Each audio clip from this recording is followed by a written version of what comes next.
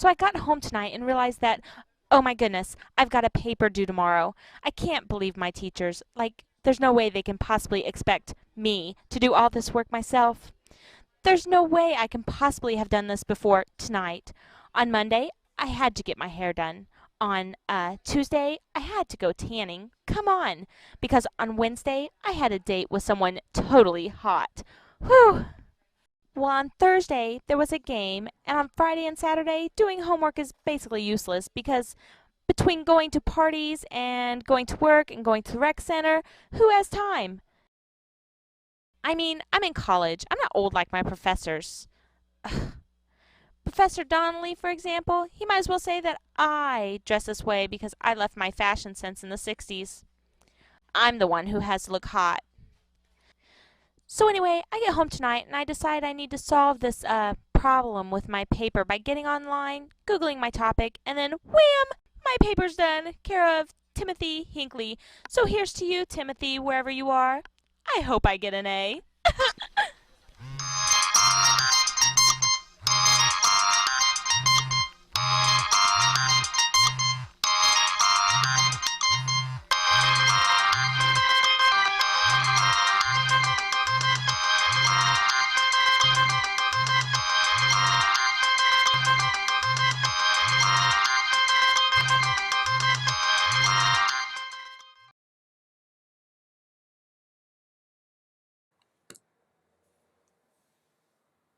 What I like about that clip, yeah, it's goofy, but it clearly presents the idea that plagiarism is stealing.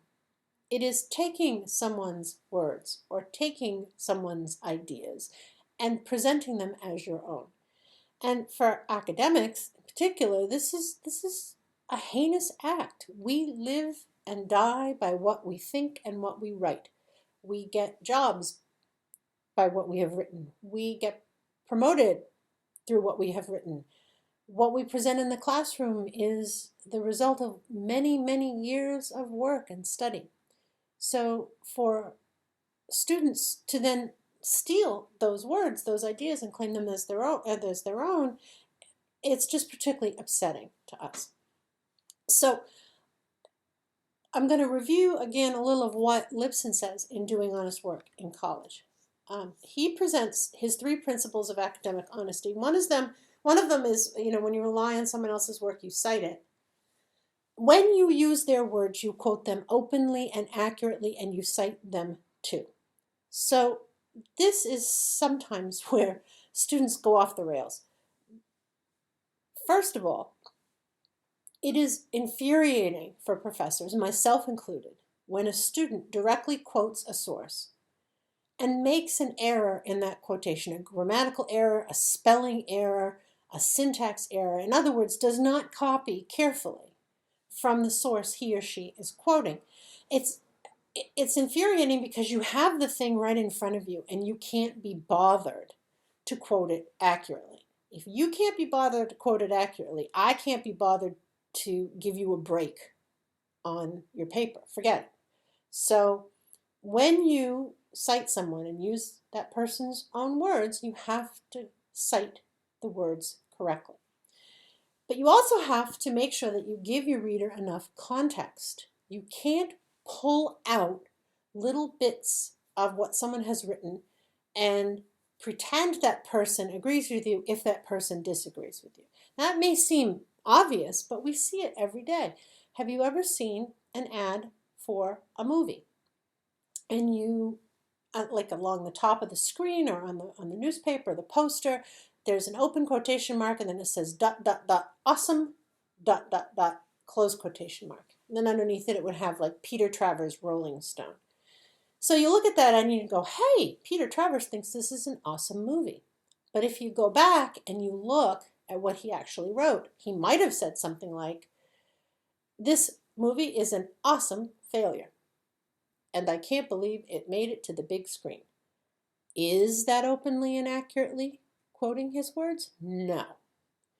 So you have to be true to what your source is talking about. You can't just pull out, you can't what they call cherry pick, just take one and not another to make it appear that your source is agreeing with you when your source is not. A corollary to this is when you present research materials. You do that the same way. Now, again, it may seem straightforward, but students get in trouble, and not just students, but researchers who are famous have gotten into trouble for presenting only part of the results of an experiment. If you know that medflies live for an average of, I don't know, let's say 2 days, and you say, well, I'm going to experiment and see if I feed my medflies Coca-Cola, if they're going to live longer. So you get 100 medflies and you feed them Coca-Cola. And you've got a batch of 25 who live 4 days, but you have a batch of 75 who drink the Coca-Cola and immediately drop dead. You cannot then turn around and say, hey, I had 25 medflies and they all lived 4 days. It's not accurately, fairly, and truthfully presenting your research material. You have to say, well, I had 25 who lived twice as long, but I had 75 who died right away. So those are kind of together. You have to just make sure that everything you present in your paper is accurate, truthful, fairly presented. And his main point is when you say you did the work yourself, you actually did it. Students occasionally get confused about what it means when Lipson says when you say you did the work yourself. He doesn't mean you walked up to me and you said, here, Dr. Galgan, here's my paper and it is my work. What he means is when you have sentences in your essay that do not have quotation marks around them, what you are saying is, these are my words. Whether it's your own ideas or you're paraphrasing someone, without quotation marks around them, you are saying, these are my words, I wrote them. Anything that you present, a claim that you present in your paper, an idea that you present in your paper that does not have a citation after it, I'm talking whether it quoted or paraphrased, if it does not have a citation after it, what you are saying is, this idea is my own. That's where students get into trouble, particularly the paraphrasing. Students think, oh, I put it in my own words. I don't have to say, I don't have to cite it because it's my own words, but you do if you got the idea from somewhere else. Because as Lipson says, plagiarism doesn't just mean borrowing someone else's words, it also means borrowing someone else's ideas. Scintillated. If you're not firing on all cylinders, the middle organization is not firing on all cylinders.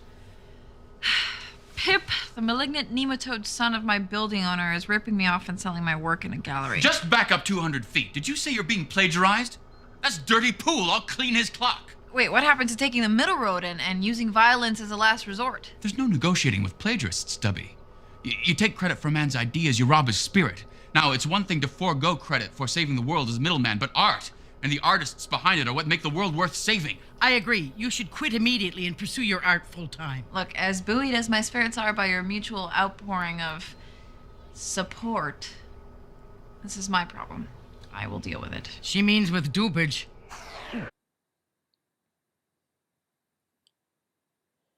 Okay, so what I like about this sort of little scene from Middleman is the reaction to this idea that someone is plagiarizing and that you are stealing something from someone again. And that it is not a nice thing to do or a good thing to do and should be punished. Okay. So, plagiarizing ideas. If I write, I believe that Michelangelo's David is the artist's best sculpture, that is my own idea. I am saying this is my opinion.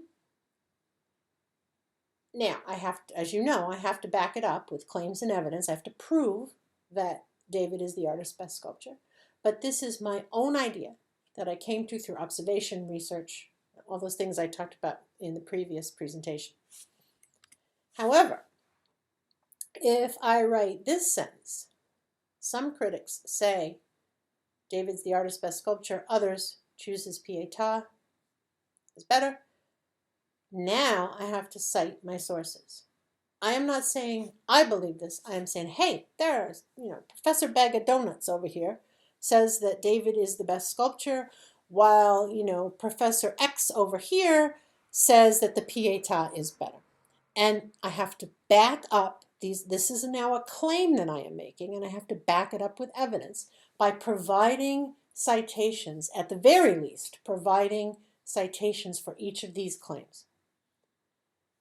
Even better is if I provide direct evidence from quotations from those professors' writings. The best rule of thumb to follow is if you include things in your paper that you have no personal knowledge of, you have to cite your sources. So, for example, if you're writing about the Roman aqueducts, were you there? Did you help them lay the stone? No. So if you say it's X feet tall and it's X feet wide and it carried this amount of water and it was built with this material, obviously you have to tell me where you got the information from. There is a little bit of confusion when people talk about general knowledge. Now, you're told in high school you don't have to cite general knowledge, and that is true. If you say Dr. Wendy Galgan was born in 1960, that's general knowledge. You don't have to cite it. But when you start getting into more and more details, she was born in Oregon, moved to Maine when she was 3 months old, went to high school in Boothbay Harbor. As soon as you start putting that information in, you have to cite your source. Okay. So citations do two things. They give credit where credit is due. They say, hey, I got these words from this guy and I got these ideas from that guy and I'm using them in my essay and here's the citation. But it also gives what they call a roadmap to your sources. So someone's reading your essay and you have a really great quotation and I say, wow, where did she get that quotation from?